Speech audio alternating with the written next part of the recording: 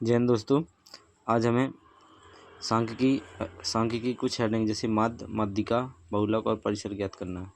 ठीक है, तो सांख्यिकी माध्य कैसे ज्ञात करते हैं यहाँ देखते हैं। माध्य ज्ञात करने के लिए सबसे पहले हमें क्या करना पड़ता है कि जो संख्याएं दी जाती हैं उन संख्याओं का योग निकालते हैं और उन संख्याओं की संख्या बटे में लिखते हैं। ठीक है, तो इन संख्याओं का योग कितना है? 3, 5, 8, 8, 7, 15, 4, 19, 19 और 9, 28 और 2, 30। इनका योग कितना आया? इनका योग आया 30। ठीक, अब इन संख्याओं की संख्या देखना है। संख्याओं की संख्या कितनी है? 1, 2, 3, 4, 5, 6। ठीक है, तो कितनी है? 6। तो इसकी बटी में अपन लिख देंगे 6। ठीक, अब 6 लिख दिए तो 6 का भाग अपन को 30 में देना है।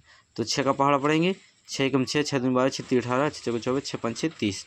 कितनी बार में कटा? 1, यानी 5 बार में कट जाएगा। तो यहाँ पर लिखेंगे 5। तो ये अपना क्या ज्ञात हो गया? माध्य निकल आया। इस प्रकार से अपन माध्य निकालते हैं। कितना आया माध्य? 5। इसी प्रकार से देखते हैं माध्यिका। माध्यिका कैसे निकालते हैं? माध्यिका में देखते हैं नंबर 2 माध्यिका। ठीक, माध्यिका कैसे निकालते हैं? माध्यिका में हमें इसका माध्य का पद देखना पड़ता है। माध्य में जो पद होता है इन दोनों साइड की इक्वल संख्या निकाल करके जो माध्य में यानी बीच में आता है उसे हम माध्य कहते हैं, माध्यिका कहते हैं। तो यहाँ पर कोई भी संख्या लिखते हैं, जैसे 4, 5, 3, 4, 6, 7 और 8। इस प्रकार से लिख लेते हैं। 1, 2, 3, 4, 5, 6, 1, 7। 7 संख्या हो जाएंगी अपनी। 7 संख्या हैं तो इसमें अपन को पहले क्या करना पड़ेगा? सभी क्रम में लिखने पड़ेंगे। 3, 4, 4, 5, 6, 7 और 8। इस प्रकार से हम क्रम में लिख लेंगे। ठीक है, अब इन संख्याओं को क्रम में लिखने के बाद अपन को क्या करना है कि अब हमें कुछ देखना है कि संख्याओं की संख्या कितनी है। 3, 4, 4, 5, 6, 7, 8। तो 1, 2, 3, 4, 5, 6, 7। 7 संख्याएं यानी विषम संख्याएं। और विषम संख्याओं का क्या होता है? जब विषम संख्याओं की माध्यिका निकाली जाती है तो उसमें दोनों साइड इक्वल संख्याएं निकाल दी जाती है। जैसे 1, 2, 3, 3 इस साइड और 3 इस साइड। तो बीच में क्या बच रहा है? बीच में जो संख्या बचती है उसे अपन माध्य कहते हैं। ठीक है, बीच में जो संख्या निकल के आएगी उसे हम माध्य कहेंगे। तो हम यहाँ पर माध्य नहीं, माध्यिका कहेंगे। जैसे माध्यिका बराबर लिख देंगे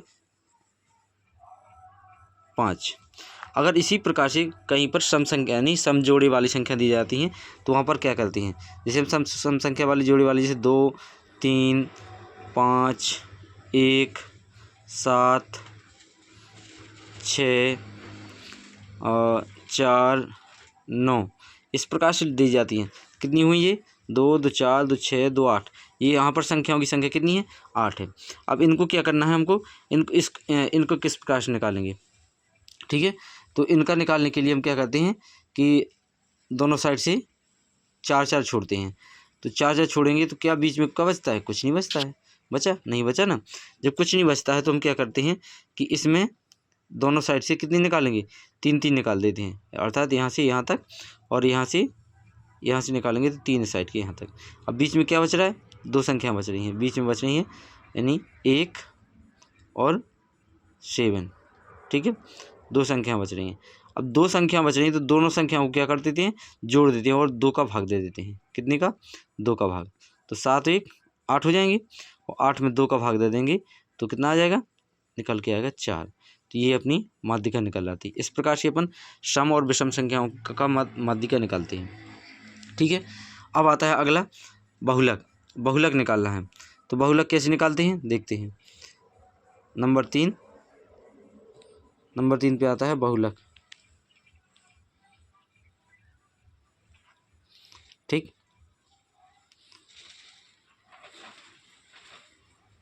बहुलक। ठीक, बहुलक कैसे ज्ञात करते हैं? तो बहुलक में कोई भी संख्या लिख लो, जैसे 3, 5, 4, 6, 4 3 2 3। ठीक, इस प्रकार से इन संख्याओं की संख्या लिखेंगे। 3 कितनी बार आया? 3 आया 1 2 3 बार। 4 कितनी बार आया? 2 बार। 5 कितनी बार आया? 1 बार। ठीक, 6 कितनी बार आया? 1 बार। 2 कितनी बार आया? 1 बार। इस प्रकार से इन सभी की संख्याओं लिख सकते हैं। अब इसमें क्या होता है कि बहुलक वो संख्या होती है जो बार बार दोहराई जाए, यानी कोई संख्या बार बार दोहराई जाए। तो सबसे ज़्यादा बार कौन सी दोहराई गई? 3, क्योंकि 3 बार है और 4 2 बार हैं। ये कम बार दोहराई गई है, ये 2 बार दोहराई गई और ये 3 बार। तो इसका बहुलक कौन बनेगा? बहुलक बराबर लिख देंगे अपन, बहुलक बराबर लिखेंगे, कितना आ जाएगा बहुलक? 3 आ जाएगा। तो ये अपना बहुलक ज्ञात कर लेते हैं, ये अपना आंसर हो जाएगा। इसी प्रकार से अपन को निकालना है अगला निकालेंगे परिसर। तो परिसर कैसे निकालते हैं? देखो यहाँ पर लिखते हैं परिसर कैसे निकालते हैं? तो परिसर में कोई संख्या लिख लेंगे, परिसर में संख्या लिख लेते हैं। जैसे कोई भी संख्या है 2 4 5 7 8 9, इस प्रकार से संख्या लिख लेते हैं। तो इसमें क्या करना पड़ता है कि हमें परिसर का होता है कि जो सबसे बड़ी संख्या और सबसे छोटी संख्या का जो अंतर होता है, डिफरेंस होता है, उसको हम परिसर कहते हैं। ठीक है, तो परिसर निकालने के लिए सबसे पहले हमें क्या लिखना पड़ता है कि सबसे बड़ी संख्या कौन सी हो जाएगी? सबसे बड़ी संख्या हो जाएगी 9। ठीक है, और सबसे छोटी संख्या हो जाएगी 2। सबसे बड़ी और सबसे छोटी संख्याओं का जो डिफरेंस होगा, यानी अपन डिफरेंस मीन्स होता है घटाना, तो इन दोनों को घटा देंगे, 9 में से 2 चली जाएगी। ठीक है, तो 9 में से 2 घटाने पर अपन को कितना प्राप्त हो जाएगा? 9 में से 2 गए 7। ये अपना क्या आ जाएगा? परिसर आ जाएगा जी, परिसर आ जाएगा। ठीक है, इसे आंसर लिख देंगे। इस प्रकार से हमें सांख्यिकी के कोई भी सवाल हो, मध्य, मध्यिका, परिसर, बहुलक, इस प्रकार से अपन ज्ञात करते हैं। बहुत सिंपल है, ज्ञात करने के लिए बिल्कुल सरल है। तो वीडियो कैसा रहा? अच्छा लगे तो लाइक करना, सब्सक्राइब करना, और अगली क्लास तक के लिए अपने चैनल पर बने रहिए। धन्यवाद।